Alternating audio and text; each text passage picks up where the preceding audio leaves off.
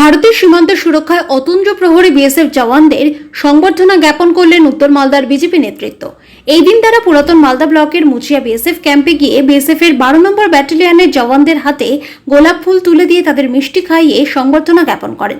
সংবর্ধনা জ্ঞাপন পর্বে হাজির ছিলেন বিজেপির উত্তর মালদা সাংসদ খগেন মুর্মু, মালদা কেন্দ্রের বিধায়ক গোপাল চন্দ্র সাহা, হবিবপুরের বিধায়ক জুয়েল মুর্মু, বিজেপির উত্তর মালদার সভাপতি প্রতাপ সিং, মুচিয়া গ্রাম পঞ্চায়েতের প্রধান পলি দাস সহ অন্যান্যরা। এই প্রসঙ্গে বিজেপি সাংসদ খগেন মুর্মু বলেন, ভারত পাকিস্তান যুদ্ধ পরিস্থিতিতে ভারতীয় সেনাবাহিনী তাদের বীরত্বের পরিচয় দিয়েছেন। এছাড়াও ভারতীয় সীমান্ত এলাকায় প্রতিনিয়ত সুরক্ষা প্রদান করে চলেছেন বিএসএফ জওয়ানরা। তাই জওয়ানদের মনোবল অটুট রাখতে আজ তারা মুচিয়া বিএসএফ ক্যাম্পে এসে বিএসএফ জওয়ানদের সংবর্ধনা জানালেন। फोर्स की सेना विभाग की सेना विभाग की बॉर्डर सिक्योरिटी फोर्स की बॉर्डर सिक्योरिटी फोर्स की बॉर्डर सिक्योरिटी फोर्स की हिंदुस्तान जिंदाबाद हिंदुस्तान जिंदाबाद हिंदुस्तान जिंदाबाद भारत माता की भारत माता की मां भवानी की बजरंग बली की।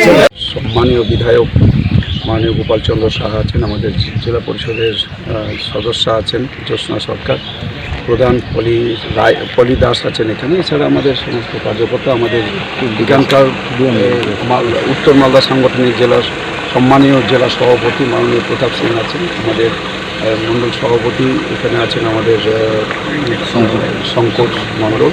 এছাড়া সমস্ত কার্যকর্তা পদাধিকারী সহ আমরা আজকে যে মুচিয়া বিওপিতে এখানে আমরা তাদের সম্বর্ধনা দিতে এসেছিলাম।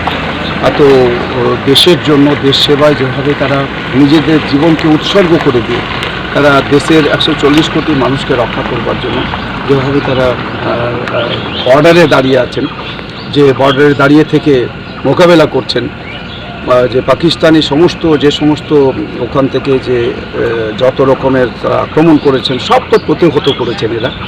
সেই জন্য আমরা এই বর্ডার সিকিউরিটি ফোর্সকে আজকে আমরা সবার সম্বর্ধনা জানালাম, তাদের সাথে আমরা মত বিনিময় করলাম।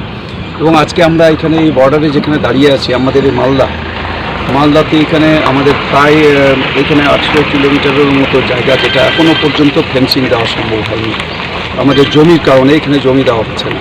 আর যেভাবে আমরা দেখছি যে সেন্সিটিভ এরিয়াগুলোতে সেখানে হচ্ছে এয়ার ডিফেন্স যে সিস্টেম যেটা চালু হয়েছে, আমি এখানে আমাদের মাননীয় প্রধানমন্ত্রী নরেন্দ্র মোদীজি এবং আমাদের যে এখানকার হচ্ছে যে স্বরাষ্ট্রমন্ত্রী এবং রক্ষামন্ত্রী, তাদের কাছেও আমি এখানে আবেদন জানাবো যে আমাদের মালদা এটা হচ্ছে সেন্সিটিভ এলাকা, এখানেও যদি এয়ার ডিফেন্স সিস্টেম যদি এখানে লাগানো যায়, এই এয়ার ডিফেন্স সিস্টেম যেভাবে হচ্ছে আমাদের কাশ্মীরের ওই সমস্ত যে সেন্সিটিভ এলাকাগুলোতে আছে, তাহলে আমরা সেই সিস্টেমটা এখানে লাগু হলে অনেকটাই এই যেটা বাংলাদেশ, আমাদের একদম বাংলাদেশ বর্ডার, যে কোনো মুহূর্তে এখানে তারা সহজেই এখানে আমাদেরকে আক্রমণ করতে পারে এখানকার মানুষকে, সেটাও প্রতিহত করা সম্ভব হবে। আমি এই আবেদনটা